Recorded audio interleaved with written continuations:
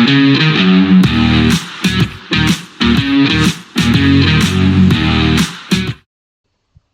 welcome back to the Supercoach Nuff channel. In this video, we're going to review round 2 of the 2025 AFL Supercoach season. So now I'm on the right screen to start with. You can see we scored a 1923, which given, I guess, the chaos throughout the weekend, wasn't too bad. You know, it could have been a lot worse. We did rise 22k in the ranks, so we're inside the top 40k. So that's a win. But as you'll see, there is probably a bit of stuff we need to look at. If it'll load. There we go. So in defence, we had Harry Sheasel with an 81, which was a bit underwhelming. Jordan Clark with a 122 was quite good. And then if you sort of had a look at the team video late, there was a couple of updates to trades. Basically, with the news on Friday that Bailey Smith was out injured, Matt Flynn was also dropped, essentially. We needed to make a couple of different moves with the team. And I guess one thing I'd identified that I wanted to do was to strengthen up the defence. But because I didn't get the news till Saturday morning, we missed out on my number one target, which would have been Freya, however you say that, from the Bulldogs defender who's turned up both weeks at I think he's about 370k. Bailey Dale was obviously locked out as well. He was a nice looking option, and so we plumped for Tom Stewart, who's done the business for us in the past, and sort of got to the stage where we're down to 3 sort of defensive rookies, and we can sort of fix up from here, which is not the worst. But Tommy Stewart unfortunately went down with a knee injury and only scored us a 9. So need to get a bit more news on the severity of it. I haven't seen that he's definitely out this week. I guess Code Sports was the one where I did have a bit of a look, and they're suggesting that he is still a chance of playing this week. So we'll wait and see on Tom Stewart. We may use his money because we did want to sort of put Fryer in that spot, but we'll wait and see. Matt Roberts with a 115 though was fantastic and continues to be so. Unfortunately, on the bye this week. SDK with a 74, so it's been a little bit underwhelming, but hopefully he can continue with his average of 91. We'll take it when we can get it.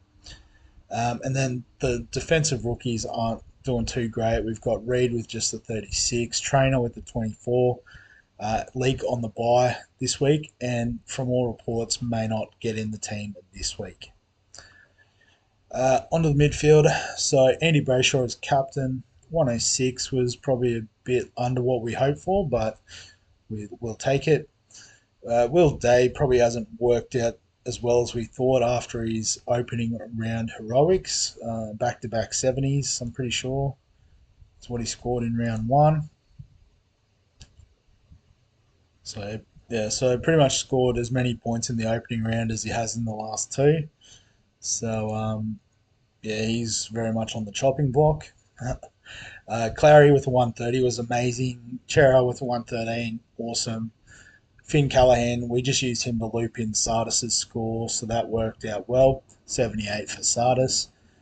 Ashcroft with a 104, so big finish from him apparently. Noddy, 95, he's been awesome. Make us some good cash, hopefully.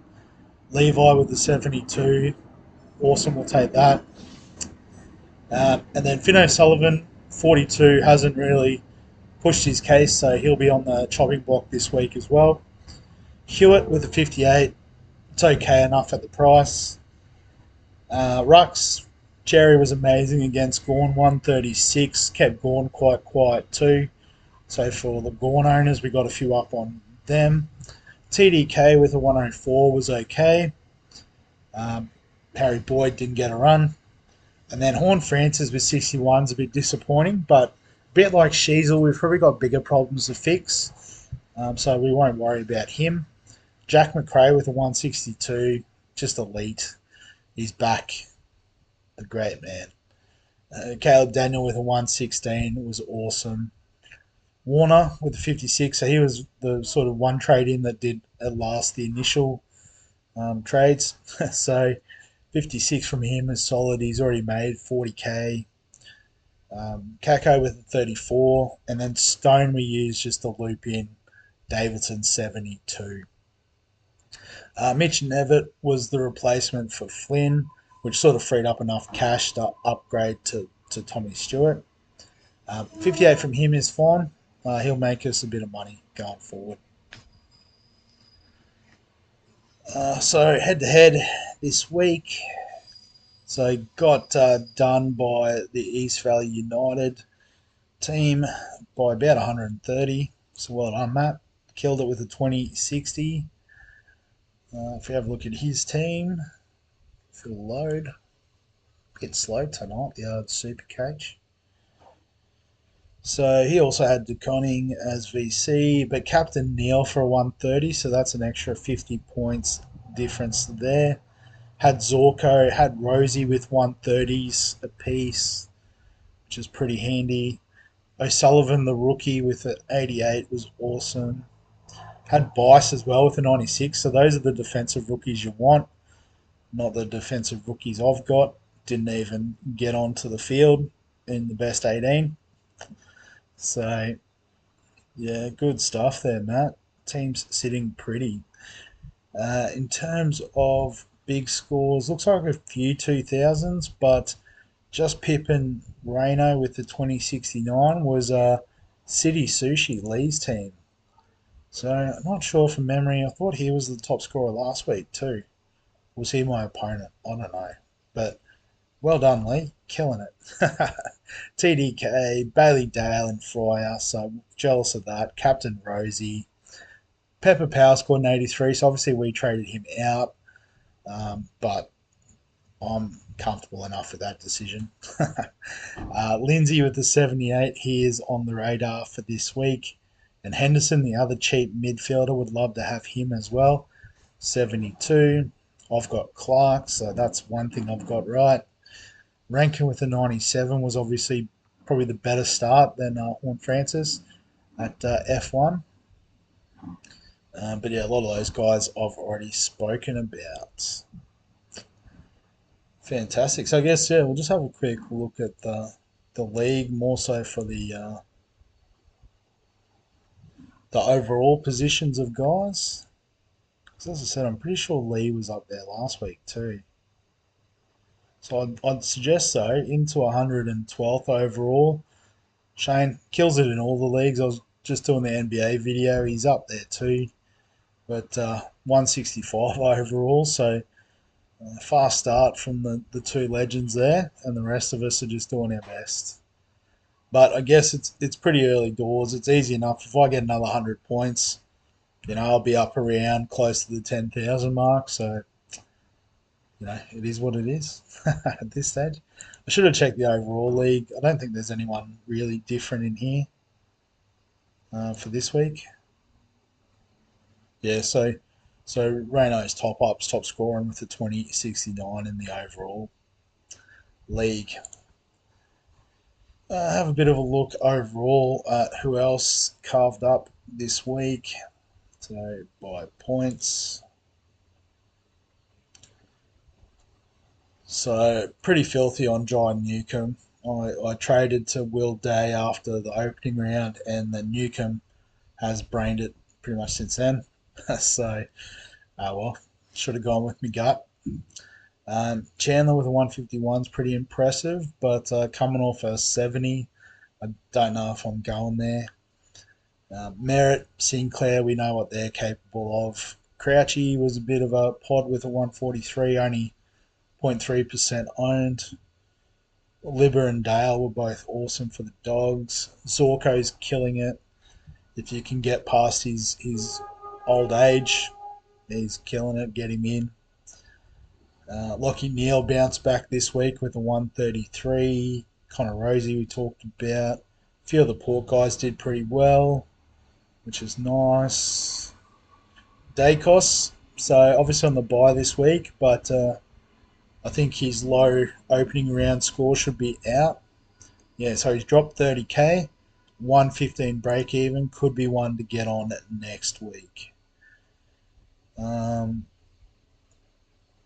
yeah, other than that, Dunkley went well again, so well done if you got on him. Marshall back full time rucking with the 121s, solid.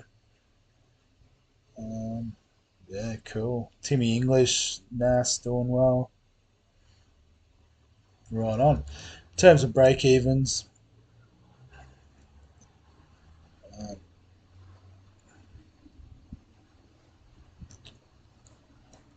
go back up to the top. So Riley Bice with a 96 got himself a nice negative 84 break even. Um, he's on the bye this week, so you can wait a week. If you do want a defensive rookie, you've got Connor O'Sullivan there with a negative 53. Driscoll, as I said, if you haven't got him, get on. He's killing it. Lindsay, negative 75 break even, and Henderson. As I said, both great options this week. Not too sure around the job security. I think Lindsay's probably more secure than Henderson.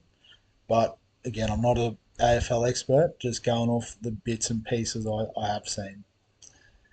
McRae, that's unreal. Negative 69 break even for a $400, 400k forward. That's unreal. Nevitt, we already got on early, which is nice. Levi, we got on. I mean, after this, you've got some good options still, like Reed, Camporelli, perhaps, Constanti, Max Hall, maybe even.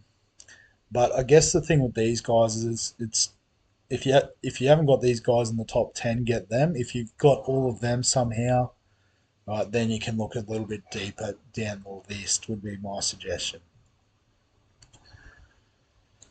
So what does that mean for our team this week? So as I said, the big question mark is around Tom Stewart. I guess not that we think he's a season long keeper, but we could probably hold him long enough that even if his price dips, he would bounce back to 520, I think, pretty comfortably. Um, and we'd be happy to play him as long as the knee is all good. So we might just leave the boost in case we need to bring in Tom Stewart. But I think the trades I want to make is O'Sullivan out. I'll just take a while to load.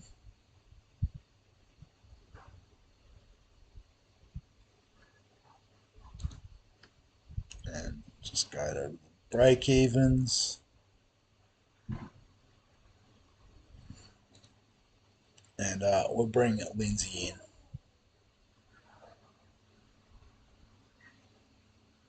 I'll try to bring Lindsay in anyway. There we go. All right, so I guess then the next order of priority is, as we said, we're not a fan of these three um, defenders. But in reality, if we think about it logically, I guess Reed and Trainer probably have good job security. So they'll make a little bit of cash. The obvious one, I suppose, is getting rid of Leak, who probably won't make any cash. So if we get rid of him, and Bice can come in next week probably for one of these guys, but we can put O'Sullivan in there.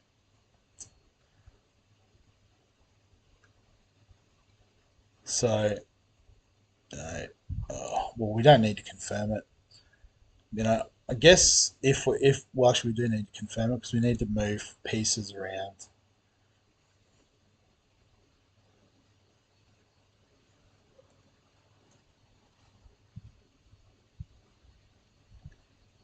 Yeah. So, yeah, as I said, Tom Stewart, if he doesn't play, we can probably still potentially hold because we'll put O'Sullivan in for Roberts. So he'd currently be D5, well, really D6 O'Sullivan. And then if we have Bice as well, we're pretty comfortable in the back line. So yeah, even if Stewart didn't play this week, it's best 18. So, if we count, say we're getting these four scores, potentially these eight in the midfield, that'd be 12. 14 with the two rucks, and then 15, 16, 17, the three sort of gun forwards we've got. And then Nevitt or potentially Davidson is our 18th. So, I don't know if these scores are going to, or even, Tommy Stewart's score or lack of score will affect us that much. We'll probably cop Trainer on field or Reed, whichever way we slice it. Probably doesn't matter too much. I think Reed plays in the first game, so we'll use the loop potential of that. Um, yeah, so I mean, yeah, even if we're not scoring Stewart's score this week, we've probably still got 18 OK scores. So then the question is, well, can we use the boost to generate a bit more cash? We saw those nice cheapies like Henderson looks good. So what I'm thinking is if we boost, and it's not ideal using two boosts back to back straight away, but like I said, it's about restructuring the team a little bit because we weren't happy with the defense. So I'm actually going to look at Flick and Will Day.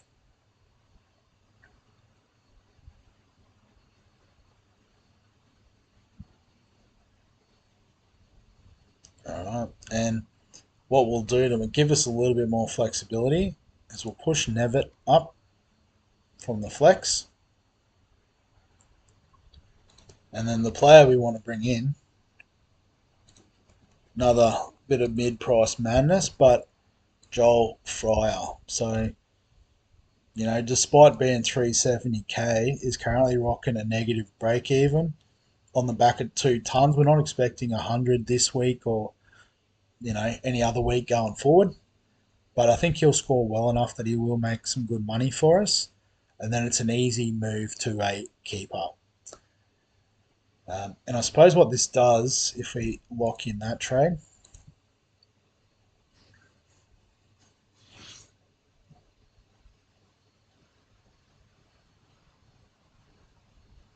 is it does give us a little bit of a war chest, 206. Um, and so also, if I move, I'll just put O'Sullivan down there for the time being. I guess what it does give us is it probably actually really gives us decent back six. And we've obviously then got the ability to use O'Sullivan up in our bench, and also we'll bring in Bice next week. So potentially what we could do is we could trade these guys to Bice and another cheapie that comes up somewhere. I guess if we go back and have a look, there is a few players that are on one game this week. Um,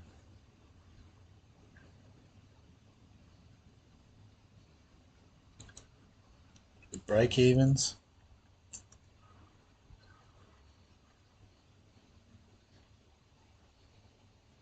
So yeah, so I guess the likes of Henderson, he'll make some good money this week, but also should be pretty cheap still next week if we need to get him.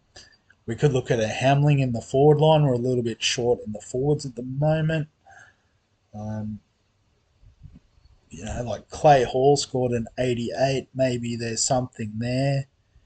There was a Gold Coast player I thought as well. Did he? He must have played this week. Oh yeah, Ethan Reed. There he is. So yeah, he's come. He was on the bye this week, but got a ton in the 3 round average. So could make a bit of money, a little bit more expensive. But there's definitely options there around what we can look at doing with our sort of second trade next week to generate some cash. So, I think that's the plan. It'll shore up the defense, midfield. I'm pretty comfortable with the midfield now. It'll just be, I think Stone's at a risk of being dropped, and obviously Patton's already been dropped as well. So we may need to find some forward rookies that can actually generate some cash. And yeah, so that's the sort of thinking for why we're going this way this week. But in terms of the team setup, I'll just put Trainer back on field.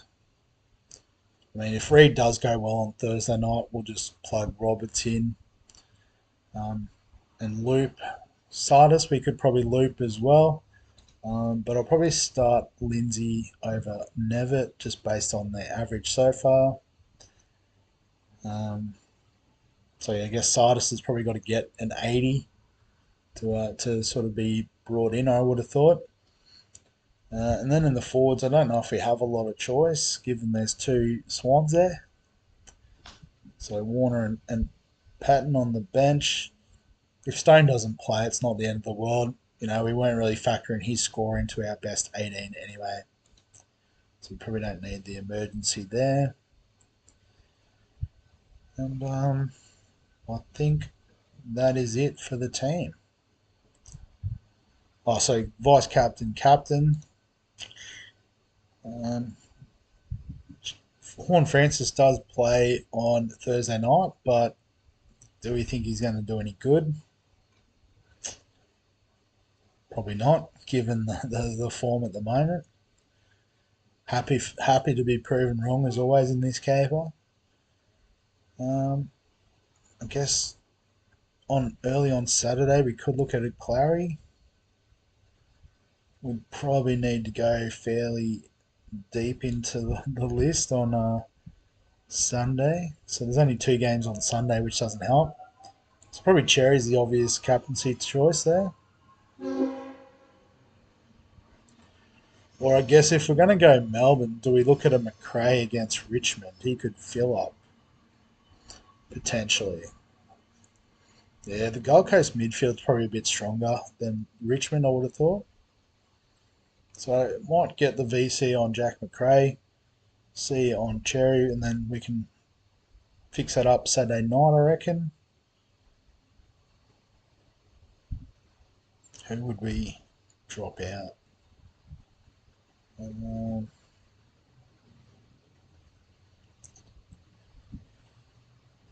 Ideally, it'd be Stone from GWS. Well, what if we loop him in? That's smart. Load Warner up as a potential captaincy loophole, and Stone can be the emergency guy that slots in if he does play. Yep, that'll work. So, can have a look at McRae on Saturday. Looks good Saturday night. Throw the C on Warner, and no harm, no foul. Fantastic. All right. Well, I reckon we can leave the video there on the back of that. We'll try and fit most of the squad in. Obviously, O'Sullivan in the flex. But yeah, if you've got any questions, comments, thoughts, feel free to add them below this video. Give us a like if you enjoy the AFL content. Subscribe for all the fantasy sports content on the channel. And other than that, we'll catch you in the next one.